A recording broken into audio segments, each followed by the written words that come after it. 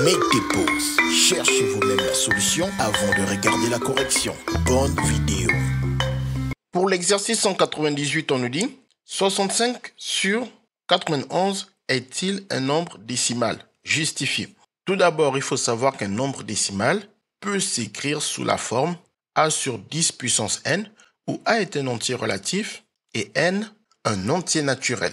Par exemple, 0,25 est un nombre décimal parce qu'il peut se mettre sous la forme 25 sur 100, qui n'est rien d'autre que 25 sur 10 puissance 2, où le a c'est le 25 et le n c'est le 2. En gros, il faut qu'il puisse s'écrire sous la forme d'une fraction où le numérateur est un entier et le dénominateur est une puissance de 10, c'est-à-dire un 1 suivi de 0. Donc la question qu'on se pose, c'est est-ce que le nombre 65 sur 91 peut s'écrire sous la forme d'un entier divisé par une puissance de 10. Pour cela, on va d'abord essayer de voir une forme plus simplifiée de ce nombre.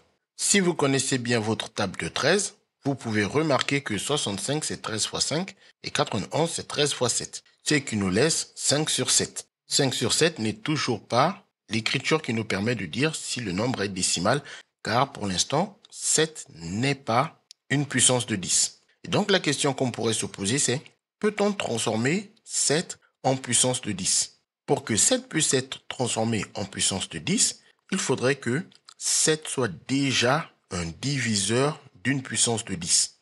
Et comme on le sait très bien, 7 ne divise pas du tout la moindre puissance de 10. En fait, il faudrait déjà que 7 divise tout simplement le nombre 10. Et 7 n'est pas un diviseur de 10.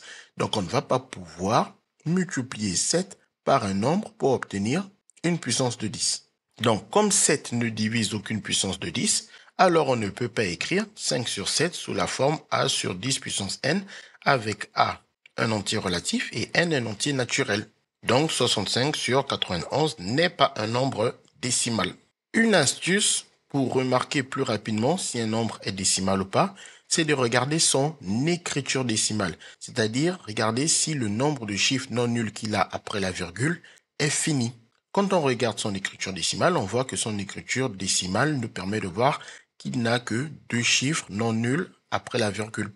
Donc, son écriture décimale est finie. On peut donc conclure que le nombre 0,25 est décimal. Tandis que si on tape sur la calculatrice pour 65 sur 91, on peut constater que son écriture décimale n'est pas finie.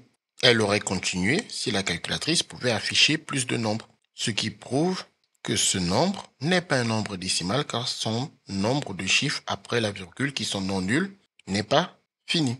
On a donc ainsi trouvé la réponse à la question posée. CQFD, ce qu'il fallait découvrir. Les mathématiques, ce n'est pas juste la mémorisation de l'application de cours.